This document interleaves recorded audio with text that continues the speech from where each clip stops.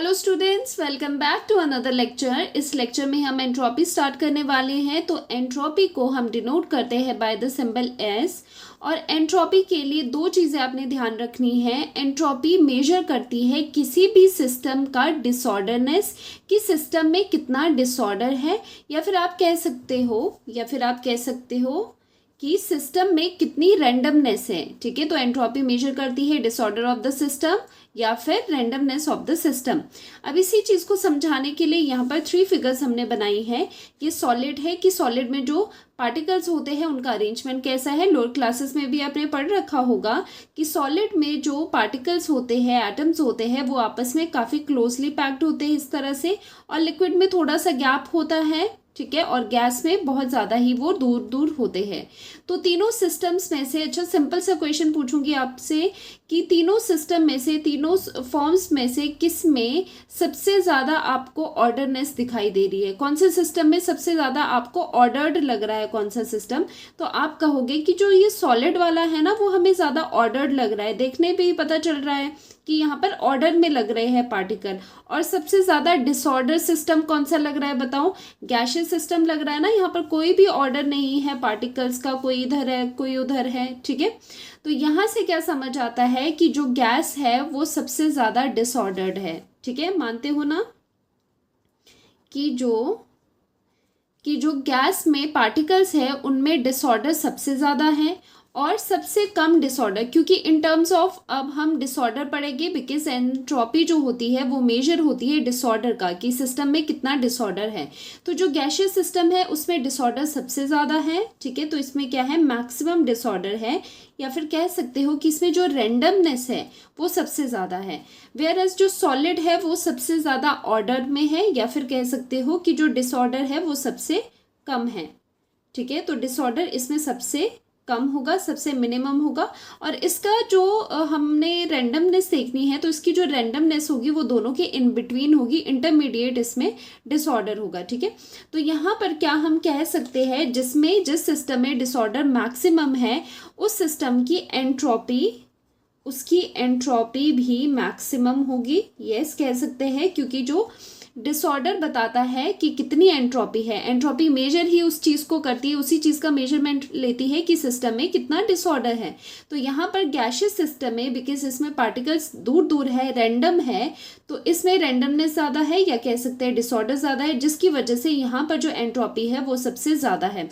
और सबसे कम एंट्रोपी सबसे कम किस में होगी? सबसे मिनिमम एंट्रोपी होगी सॉलिड में, क्योंकि यहाँ पर जो पार्टिकल्स है वो बहुत ही ऑर्डर में है। तो यहाँ पर डिसऑर्डर बहुत ही आपको कम देखने को मिलेगा, रैंडमनेस बहुत ही आपको कम देखने को मिलेगी। जब हम यहाँ पर सिस्टम में, अब ये कैसे हो रहा है? क्योंकि सॉलिड में जब आपने हीट दी तभी वो लिक्विड फॉर्म में गया, तो पार्टिकल्स थोड़े दूर दूर होने लगे, थोड़ा सा डिसऑर्डर वहाँ पर आने लगा। फिर से आपने लिक्विड में हीट दी तो आप गैशियस में पहुंचे। गैशियस स्टेट में क्या होता है? जो पार्टिकल्स होते हैं वो काफ़ी एक दूसरे से दूर दूर होते हैं और वहाँ पर कोई भी ऑर्डर नहीं होता। डिसऑर्डर सबसे मैक्सिमम गैशियस स्टेट में होता है, ध्यान रखना। ठीक है, तो अगर हम देखें तीनों स्टेट्स में, तो लेफ्ट टू राइट जब हम सॉलिड से गैस के, तो क्या बढ़ रही है? रैंडमनेस या फिर डिसऑर्डर बढ़ रहा है, या फिर कह सकते हो रैंडमनेस इंक्रीज हो रही है, मोर रैंडम हो रहा है सिस्टम जैसे हम गैशियस सिस्टम में जाते हैं।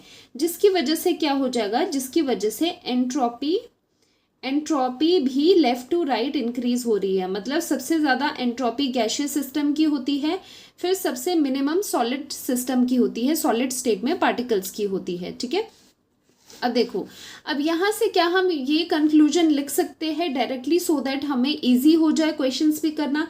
क्या हम ये चीज़ लिख सकते हैं कि जो एंट्रोपी होती है, entropy of the system is directly proportional to randomness और डिसऑर्डर? हम लिख सकते हैं, बिल्कुल लिख सकते हैं।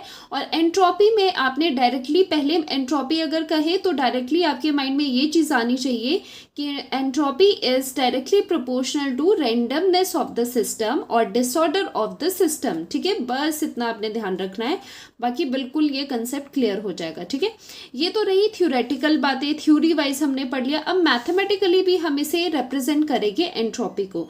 तो देखो, जब भी एंट्रोपी एंट्रोपी होता है जैसे एंथैल्पी है, तो यहाँ पर इन क्वांटिटीज़ के हम चेंज को यहाँ पर बताते हैं, डेल्टा एस को हम यहाँ पर देखेंगे। तो मैथमेटिकली आपको ये ध्यान रखना है कि एंट्रोपी क्या होती है। एंट्रोपी चेंज से हम डिनोट करते हैं, entropy change is equal to q reversible. Q क्या है? हीट है। हीट कौन सी? पॉजिटिव वाली आएगी। Heat absorbed bye the system. क्यों रिवर्सिबल? अब रिवर्सिबल क्यों लिखा है? जब हमारा प्रोसेस क्या ले रहे हैं यहाँ पर? रिवर्सिबल ले रहे हैं जब हीट का एब्जॉर्प्शन हुआ है, डिवाइडेड बाय टेम्परेचर, जिस टेम्परेचर पे हीट एब्जॉर्ब हुई है सिस्टम में। अब ये बताता है डेल्टा एस। डेल्टा एस क्या है? एंट्रोपी का change. So change in entropy is defined as the amount of heat absorbed reversibly at particular temperature. जितना अमाउंट ऑफ हीट एब्जॉर्ब हुआ है रिवर्सिबली, जिसे हमने यहाँ पर प्लस क्यू रिवर्सिबल लिखा है, एट पर्टिकुलर टेम्परेचर, जिस टेम्परेचर पे ये हीट एब्जॉर्ब हुई है सिस्टम में वो टेम्परेचर टी है। तो इनको डिवाइड करते हो तो delta S of the system आता है आपके पास। अब यहाँ पर कई बच्चे कंफ्यूज हो जाते हैं कि मैम रिवर्सिबल ही होगा क्या, क्या इरिवर्सिबल नहीं हो सकता? तो इरिवर्सिबल भी लिख सकते हैं, लेकिन हम यहाँ पर ईजीनेस के लिए क्या होता है, एक ही चीज़ पकड़ते हैं, रिवर्सिबल ही लिखते हैं। आप इरिवर्सिबल भी लिख सकते हो, क्योंकि क्या होता है, जो एंट्रोपी है वो तो स्टेट फंक्शन है, वो चाहे रिवर्सिबल पाथ हो इरिवर्सिबल पाथ हो उसके इंडिपेंडेंट होती है ना, जो चेंज होता है एंट्रोपी का चेंज। ठीक है, तो यहाँ पर क्या है, हमने अपने एक ही चीज़ को लेकर चला है, मतलब हम क्यों रिवर्सिबल से ही करते हैं। ठीक है, आई बात समझ? अब इसके यूनिट्स देखो, यूनिट के लिए क्या करते हैं, ऊपर वाले का यूनिट क्या है, ये देखो क्यू रिवर्सिबल का यूनिट क्या होता है, क्यू मतलब हीट है। हीट किस में होगी, अगर हम पर मोल के लिए देख रहे हैं, पर मोल के लिए हीट कितनी होती है, जूल पर मोल। ठीक है, तो इसके लिए आ जाएगी जूल पर मोल, और टेम्परेचर का आपको पता है कितना होता है, केल्विन होता है। तो यूनिट्स क्या हो गए, एसआई यूनिट की अगर हम बात करें वो होते हैं जूल पर केल्विन पर मोल। ठीक है, वहीं दूसरे यूनिट्स या फिर दूसरी तरह से कैलोरी में भी लिख सकते हैं, क्योंकि ये जो क्यू रिवर्सिबल है इसे आप जूल में भी रिप्रेजेंट कर सकते हो या फिर कैलोरी में भी लिख सकते हो। तो ऐसा यूनिट तो ये वाले हो गए। दूसरे यूनिट्स कौन से हो गए, जूल की जगह आपको कैलोरी करना है, बाकी तो सेम ही रहेगा, पर केल्विन पर मोल। ठीक है, सिंपल से है ये दो यूनिट्स, इन दोनों यूनिट्स में ही एंट्रोपी आपको देखने को मिलेगी, या फिर जूल में होगी जूल पर केल्विन पर मोल, या फिर कैलोरी पर केल्विन पर मोल। ठीक है, अब एंट्रोपी के बारे में थोड़ी बहुत बातें और छोटी छोटी बातें हम देख लेते हैं, जैसे कि entropy is a state function जो कि initial and final state of the system पे डिपेंड करती है, not on the path followed. ये हमने कर रखा है। और एंट्रोपी जो है that is an extensive property. Extensive property क्या होती है, जो डिपेंड करती है ऑन द अमाउंट, और साइज पे डिपेंड करती है, अमाउंट पे डिपेंड करती है, तो ये एंट्रोपी एक्सटेंसिव प्रॉपर्टी होती है। ठीक है, साथ ही में अगर हम एंट्रोपी का चेंज देखें, एंट्रोपी का चेंज कैसे निकलता है, जो फाइनल S2 माइनस S1 मतलब S final minus S initial, जितना आपका फाइनल प्रोडक्ट की एंट्रोपी है माइनस करते हो उसे इनिशियल की एंट्रोपी से। ठीक है, तो क्या हम इसे ऐसे लिख सकते हैं, किसी रिएक्शन में अगर ज़्यादा रिएक्टेंट है या फिर प्रोडक्ट है तो उस केस के लिए हम डेल्टा एस कैसे निकाल सकते हैं, summation of entropy of the products. जितने भी प्रोडक्ट्स हैं सबकी एंट्रोपीज को हम प्लस कर देंगे, ठीक है, विथ स्टोइकियोमेट्री, और उसे माइनस कर देंगे summation of entropies of the reactant. Simple सा है, जैसे हम एंथैल्पी भी करते हैं वैसे ही डेल्टा एस आप निकाल सकते हो। और साथ ही साथ एक चीज़ इम्पॉर्टेंट है कि जो टोटल एंट्रोपी होती है, ये ध्यान रखना, दिस इज इम्पॉर्टेंट, कि जो टोटल एंट्रोपी होती है डेल्टा एस अगर हम टोटल लिखे, ठीक है, उसे हम क्या लिख सकते हैं, डेल्टा एस यूनिवर्स भी लिख सकते हैं, क्योंकि जो यूनिवर्स है वही टोटल है ना। यूनिवर्स कैसे मिलकर बनता है, सिस्टम प्लस सराउंडिंग से ही मिलकर के यूनिवर्स बनता है। एस यूनिवर्स मतलब टोटल। तो यहाँ पर डेल्टा एस यूनिवर्स या फिर delta S total is equal to delta S जो सिस्टम का है और साथ में प्लस करेंगे हम डेल्टा एस जो सराउंडिंग का है। ठीक है, डेल्टा एस जो सराउंडिंग का है, तो इसे आप ऐसे भी लिख सकते हो, delta S total is equal to delta S system और प्लस सराउंडिंग। तो टोटल जो एंट्रोपी है यूनिवर्स की वो कैसे आती है, सिस्टम में कितना चेंज आ रहा है एंट्रोपी का, प्लस जो सराउंडिंग में एंट्रोपी का चेंज आ रहा है, दोनों को प्लस करके यूनिवर्स की एंट्रोपी आ जाती है। Next is factors affecting entropy. कौन कौन सी चीज़ें अफेक्ट करती है एंट्रोपी को। First is physical state. We have discussed it earlier कि फिजिकल स्टेट से कैसे एंट्रोपी डिपेंडेंट होती है। फिजिकल स्टेट आपकी आती है सॉलिड, लिक्विड एंड गैस। तो हमने क्या पढ़ा है कि एंट्रोपी सबसे ज़्यादा किस में होती है, गैस में होती है, सॉलिड में सबसे कम, फिर लिक्विड आता है and then comes gaseous state. ठीक है, ऐसा क्यों होता है, क्योंकि इसमें रैंडमनेस होती है वो हाईएस्ट होती है, मैक्सिमम होती है, जिसकी वजह से एंट्रोपी भी यहाँ पर मैक्सिमम होती है। वहीं अगर सॉलिड की बात करें तो वहाँ पर जो आपके पार्टिकल है वो ज़्यादा ऑर्डर में है, तो यहाँ पर जो रैंडमनेस है, ठीक है, जो रैंडमनेस है वो सबसे कम है क्योंकि ऑर्डर ज़्यादा है, तो एंट्रोपी सबसे कम यहाँ पर होती है। सो यहाँ से हमें पता चला कि फिजिकल स्टेट से भी एंट्रोपी चेंज होती है। अगर सॉलिड स्टेट में है तो वहाँ पर एंट्रोपी सबसे कम है, गैसियस स्टेट में है तो एंट्रोपी ज़्यादा है। सो फर्स्ट पॉइंट हो गया। Second is temperature. अब देखो यहाँ पर बहुत इंटरेस्टिंग ये चीज़ है, अगर आप देखोगे कि टेम्परेचर पर कैसे डिपेंडेंस हो सकता है, रिलेशन किया है delta S is equal to q reversible heat gain by the system divided by temperature. अब आप कहोगे मैम टेम्परेचर एंड एंट्रोपी यहाँ पर हमें इन्वर्स लग रहे हैं, कि यहाँ पर इस तरह का रिलेशन लग रहा है कि ये इन्वर्सली प्रोपोर्शनल हो गए। अगर ऐसे कहोगे तो बिल्कुल आपका ये क्वेश्चन ही रॉन्ग हो जाएगा कि एंट्रोपी और टेम्परेचर का क्या डिपेंडेंस है। एक्चुअली ऐसा नहीं होता। अब ये कहोगे ऐसा क्यों करा है, यहाँ पर तो साफ साफ नजर आ रहा है कि यहाँ पर इन्वर्सली प्रोपोर्शनल है। सो द रीजन इज कि इन्वर्सली प्रोपोर्शनल चीज़ें कब होती है, जब ये चीज़ कांस्टेंट अगर होती तो यस, देखो अगर ये चीज़ कांस्टेंट होती देन यस ये दोनों इन्वर्सली प्रोपोर्शनल होते। लेकिन जो ये क्यू रिवर्सिबल है, मतलब जो हीट गेन करी है सिस्टम ने वो भी तो चेंज हो रही है, वो भी तो डिफरेंट है, तो इसकी वैल्यू भी फिक्स नहीं है, इसीलिए आप ये इन्वर्सली प्रोपोर्शनल नहीं कह सकते। इनफैक्ट टेम्परेचर का क्या डिपेंडेंस होता है, जैसे टेम्परेचर इंक्रीज होता है, जैसे ही टेम्परेचर आप किसी सिस्टम का इंक्रीज करोगे तो उस सिस्टम में जो पार्टिकल्स हैं उनकी जो एवरेज काइनेटिक एनर्जी है वो भी तो इंक्रीज हो जाएगी। जैसे ही वहाँ पर टेम्परेचर का राइज होगा तो उसकी वजह से जो average kinetic energy of the particles है वो राइज करेगी।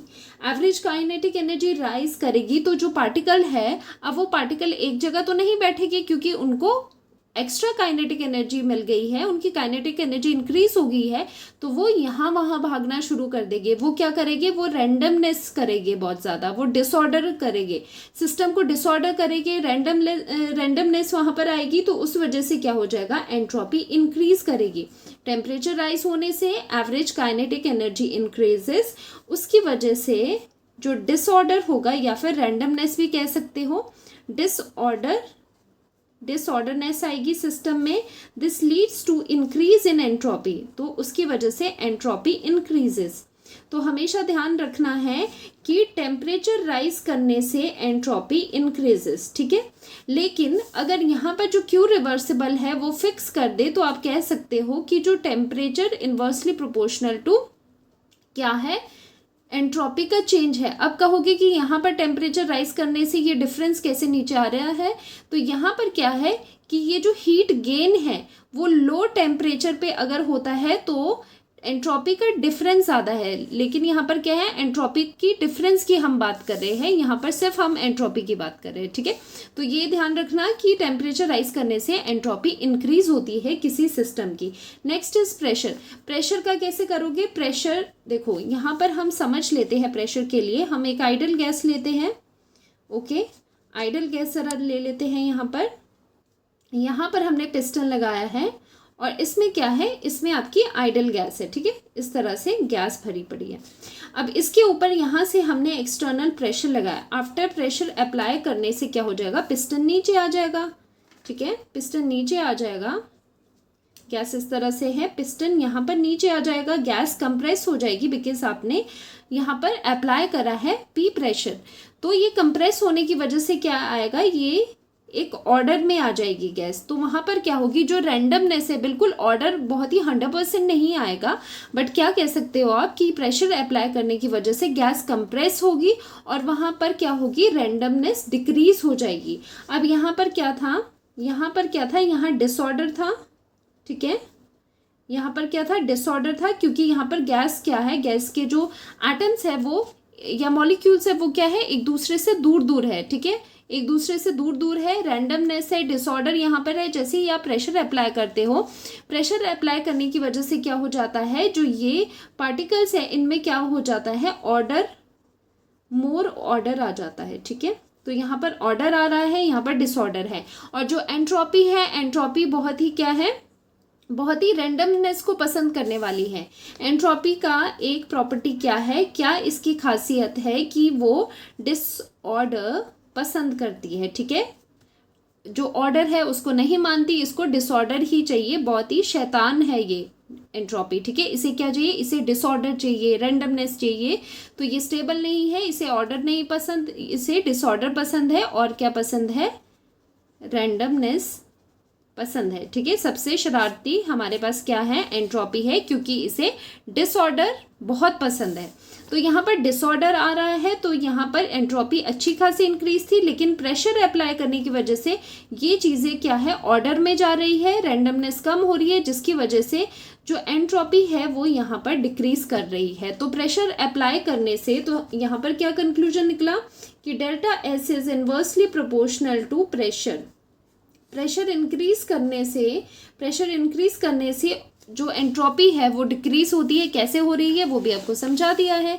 अब नेक्स्ट है मिक्सिंग ऑफ गैसेस, या फिर हम कहते हैं डिफ्यूजन ऑफ गैसेस। अब इसमें क्या करना है आपको, एक आपको यहाँ पर कंटेनर लेना है, बीच में ये ब्लैक कलर सा दिखाई दे रहा है, ये इन दोनों का पार्टीशन लगाया हुआ है, ठीक है। एक साइड पे रेड कलर से एक तरह की गैस है, ठीक है, मान लेते हैं हाइड्रोजन है, और दूसरी साइड पे दूसरी तरह की गैस है, नाइट्रोजन भी मान सकते हो, ठीक है। अभी ये दोनों एक दूसरे से अलग अलग है, ठीक है।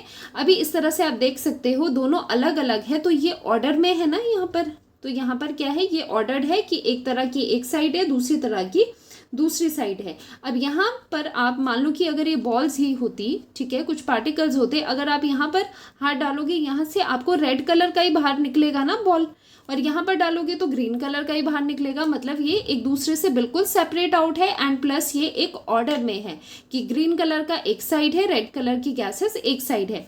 जैसे ही आप इस पार्टीशन को रिमूव करते हो तो क्या होगा, डिफ्यूजन होगा गैसेस का मिक्सिंग होगा, ये दोनों गैसेस आपस में मिक्स हो जाएगी। तो यहाँ पर मिक्स्ड है गैस, जब मिक्सिंग हो रही है गैस की, अब बताओ एंट्रोपी पे क्या इफेक्ट पड़ेगा उस चीज का।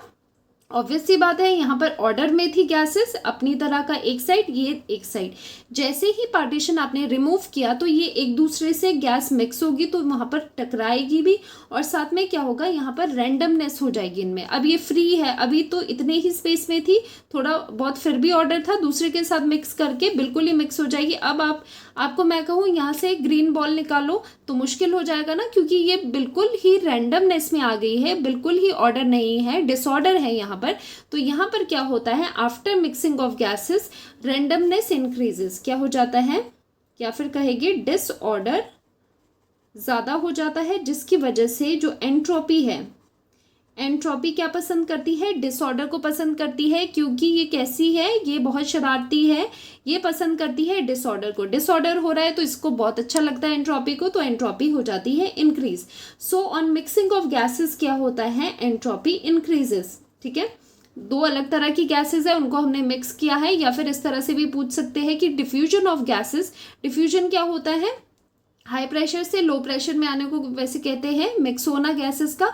तो उसमें भी क्या होगा, यहाँ पर एंट्रोपी इंक्रीज करेगी, ऑब्वियसली दो गैसेस है, मिक्स हो रही है आपस में, रैंडमनेस बढ़ रही है, डिसऑर्डर आ रहा है, entropy increases because disorder increases, randomness increases. Last one is change in gaseous moles. देखो इसे डेल्टा एन जी कहते हैं, और जो डेल्टा एन जी है वो पहले भी मैं आपको करवा चुकी हूँ। क्या होता है delta n g, delta n g होता है number of moles of the gaseous product, कौन से गैस के, जो प्रोडक्ट साइड पे गैस है उसके नंबर ऑफ मोल्स, माइनस जो रिएक्टेंट साइड पे गैशियस मोल्स है उनको यहाँ पर इससे माइनस करना है। तो आपके पास आता है डेल्टा एन जी, मतलब डिफरेंस इन गैशियस मोल, ठीक है, ये चीज़ आता है। अब इस चीज़ को देख के भी आप बता सकते हो कि कहाँ पर रैंडमनेस ज़्यादा है, कहाँ पर एंट्रोपी ज़्यादा है या फिर कम है, ठीक है, ऐसे भी बता सकते हो। और इनका रिलेशन क्या होता है, डेल्टा एन जी, जितने ही डिफरेंस ज़्यादा होगा गैशियस मोल का, उतने ही ज़्यादा एंट्रोपी बढ़ेगी, ठीक है, उतनी एंट्रोपी इंक्रीज होगी। अब ऐसा क्यों मैंने कहा है, क्योंकि देखो कहीं पर अगर रिएक्शन में डेल्टा एन जी इंक्रीज होता है, मतलब पॉजिटिव है, मतलब वहां पर क्या है, नंबर ऑफ गैशियस मोल्स अगर ज़्यादा है तो उससे क्या होता है, रैंडमनेस ज़्यादा है, बिकॉज वी नो दैट कि गैशियस स्टेट में जो पार्टिकल्स होते हैं वो सबसे ज़्यादा डिसऑर्डर्ड होते हैं, सबसे ज़्यादा रैंडम होते हैं। तो अगर ऐसा हो रहा है तो रैंडमनेस वहाँ पर ज़्यादा होगी, एंट्रोपी वहाँ पर ज़्यादा होगी, ठीक है। अब देखते हैं कि अगर डेल्टा एन जी पॉजिटिव है, नेगेटिव है और ज़ीरो है, उस टाइम पर क्या क्या होता है।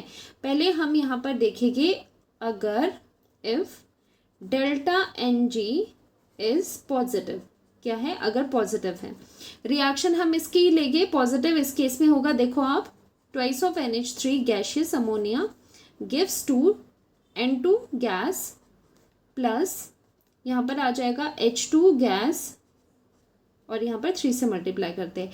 इस केस के लिए डेल्टा एन जी निकालो ज़रा, कितना हो जाएगा, delta n g is equal to gaseous product के मोल्स, देखो दोनों गैसेस है, 3 + 1 कितना हो गया 4, माइनस ये हो गया 2, तो ये आ गया +2। तो डेल्टा एन जी पॉजिटिव आ रहा है ना इस केस में। तो अगर डेल्टा एन जी पॉजिटिव है, मतलब आपके जो गैशियस मोल है पूरे रिएक्शन के लिए वो इंक्रीज हो रहे हैं, ठीक है, पॉजिटिव में है, मतलब वहाँ पर ज़्यादा है, तो उसकी वजह से क्या होती है, जो एंट्रोपी होती है वो भी पॉजिटिव होती है, ध्यान देना। अगर डेल्टा एन जी पॉजिटिव है तो डेल्टा एस भी पॉजिटिव होता है। वहीं अगर हम नेगेटिव की बात करें, अगर नेगेटिव हो जाता है डेल्टा एन जी, जो गैशियस मोल्स का डिफरेंस है, अगर नेगेटिव आए तो मतलब उस रिएक्शन के लिए जो एंट्रोपी का चेंज है वो भी नेगेटिव होगा, ठीक है। कैसे, एग्जाम्पल यहाँ पर देखिए, ये रिएक्शन है, sulphur dioxide reacts with oxygen gaseous और यहाँ पर SO3 बनाएगा, ठीक है, SO3 गैशियस, बैलेंस कर देंगे, यहाँ पर 2 है तो यहाँ पर भी हम 2 लगा देंगे, ठीक है, 2 हो गए, 2 3 6, 6 हो गए, 4 + 2 6, ठीक है। अब यहाँ पर अगर आप डेल्टा एन जी निकालते हो, डेल्टा एन जी कितना आ जाएगा, प्रोडक्ट साइड कितने हैं, गैस है और मोल्स इसके 2 है, माइनस यहाँ पर कितना है, 2 + 1 3 है, तो डेल्टा एन जी की वैल्यू -1 है, नेगेटिव है।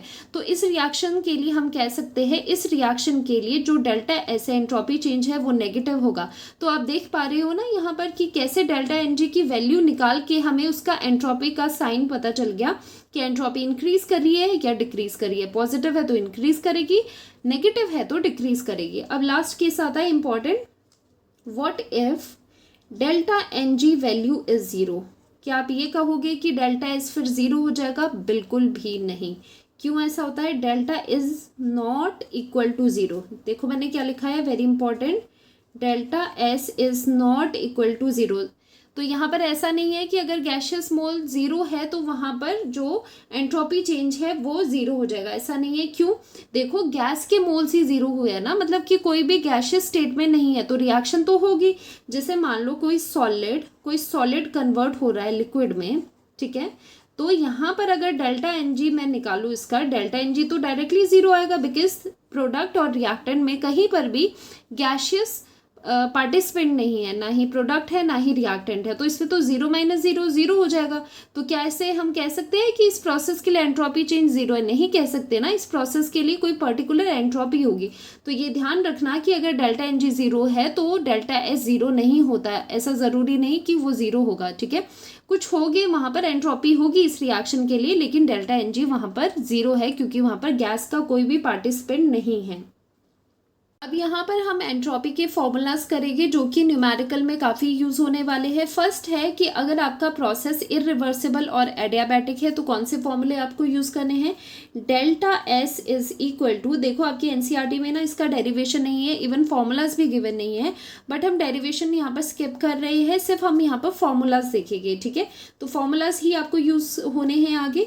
तो डेल्टा एस कैसे निकलता है? इसका फॉर्मूला है एन, नंबर ऑफ मोल्स करना है, हीट कैपेसिटी कौन सी है? वॉल्यूम वाली है, ध्यान से देखेंगे, natural log of T2 upon T1। ठीक है, T2 क्या है, final temperature upon initial temperature, और प्लस कर देंगे, ये पहला पार्ट है, दूसरा पार्ट होगा NR।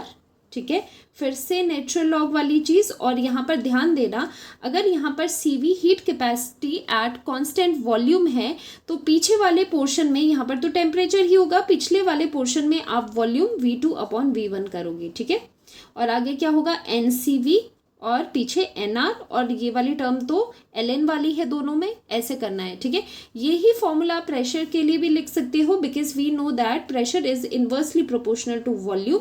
ओके, तो यही रिलेशन कैसे आ जाएगा, डेल्टा एस। अगर आपको डेटा जो है वो प्रेशर में गिवन है तो क्या करना है, इसी को चेंज करो।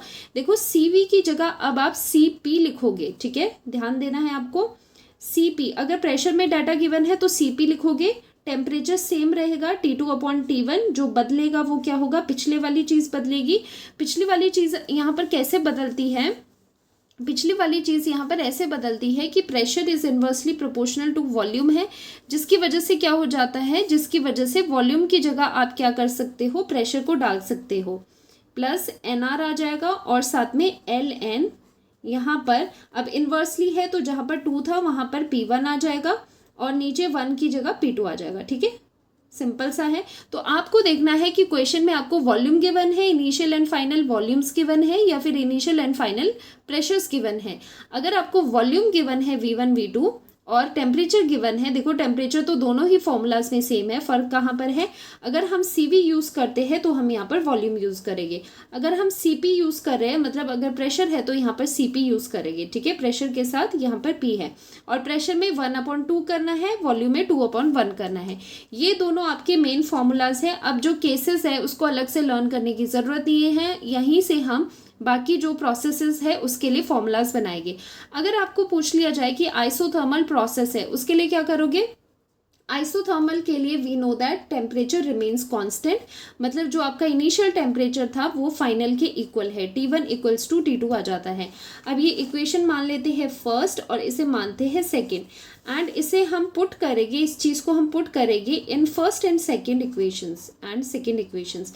तो एंट्रोपी डिफरेंस का क्या फॉर्मूला आ जाता है यहाँ से, जब T1 T2 इक्वल है तो देखो क्या होता है, चाहे नेचुरल लॉग हो या फिर नॉर्मल लॉग हो, तो क्या होता है उसमें, जब यहाँ पर 1 आ जाए, क्योंकि T2 अपॉन T1 सेम है, तो ये क्या आ रहा है, यहाँ पर ln 1 आ रहा है और log 1 0 होता है। तो दोनों में ही जो ये फर्स्ट 2 टर्म्स है वो 0 हो जाएगी, बिकॉज दोनों टेम्परेचर सेम है, और नेचुरल लॉग ऑफ 1 कट के क्या हो जाएगा, 1 आ जाएगा कैंसिल होके, और वो आ जाता है नेचुरल लॉग इक्वल्स टू 0 आ जाता है। तो फर्स्ट 2 टर्म, ये जो फर्स्ट टर्म इसकी और इसकी दोनों की क्या हो जाएगी, 0 हो जाएगी। सो फर्स्ट इक्वेशन क्या बनी अपने पास, delta S is equal to, ये 0 आ गया, NR natural log V2 upon V1, ये है किसकी टर्म में, वॉल्यूम की टर्म में।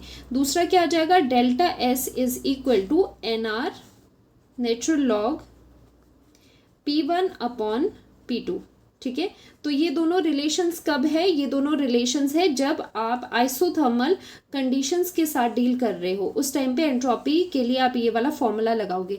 अगेन मैं कह रही हूँ, इन्हें लर्न नहीं करना, आपको लर्न सिर्फ ये दोनों इक्वेशंस करनी है। जो चीज़ पूछ रहे हैं आइसोथर्मल है तो टेम्परेचर सेम करके पहली वाली टर्म्स उड़ा दो और बाकी की चीज़ें आपके पास है। ठीक है, ये दोनों फॉर्मूले यूज़ कर सकते हो डिपेंडिंग अपॉन वॉल्यूम गिवन है या फिर प्रेशर गिवन है। ओके, अब चलते हैं आइसोबैरिक प्रोसेस पे। Isobaric means pressure constant, pressure means initial pressure is equal to final pressure, दोनों तरह से जो प्रेशर है वो कांस्टेंट रहेगी। अब ये पुट कहाँ करना है, पुट करना है सेकंड में, क्योंकि सेकंड में क्या है, प्रेशर वाली टर्म इन्वॉल्व है। अब यहाँ पर जो ln P2 upon P1, P1 upon P2 क्या हो जाएगा, ln 1 हो जाएगा, नेचुरल लॉग 1। नेचुरल लॉग 1 कितना होता है, 0 हो जाता है, क्योंकि ये तो सेम है, ये कैंसिल होके 1 हो जाएगा। अब यहाँ पर ये वाली टर्म, पीछे वाली टर्म क्या हो जाती है, 0 हो जाती है, और आपके पास जो डेल्टा S की वैल्यू है वो आ जाती है NCP। आगे वाली टर्म बचेगी ln T2 अपॉन T1। ठीक है, तो ये वाला रिलेशन हम यूज करते हैं for isobaric process. Isobaric process में क्या रखा, प्रेशर को कांस्टेंट रखा। अगर वॉल्यूम कांस्टेंट है V1 इक्वल्स टू V2 कर लो, तो ये वाली जो टर्म है, वॉल्यूम वाली जो टर्म है, ये 0 हो जाएगी, ln वॉल्यूम, क्योंकि ln 1 होगा log 1 0, ये पूरी 0 और ये वाली टर्म आपकी रिमेनिंग होगी, ठीक है।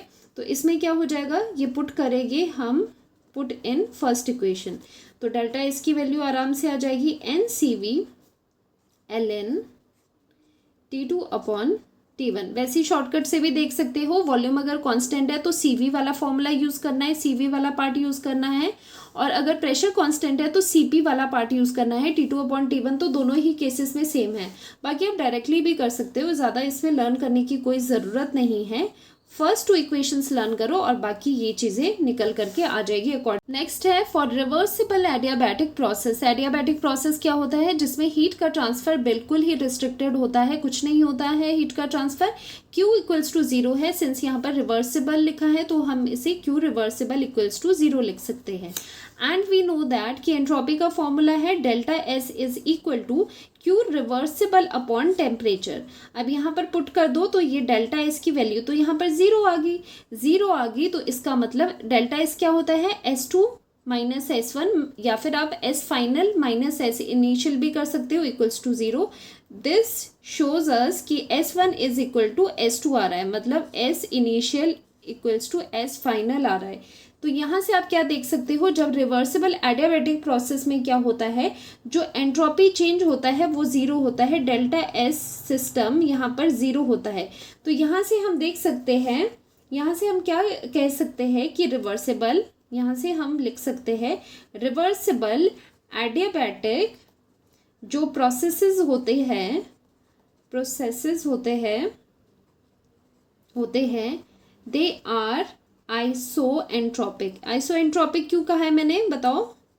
आइसोएंट्रोपिक इसलिए कहा है, आइसो मीन सेम, एंट्रोपिक मतलब एंट्रोपी।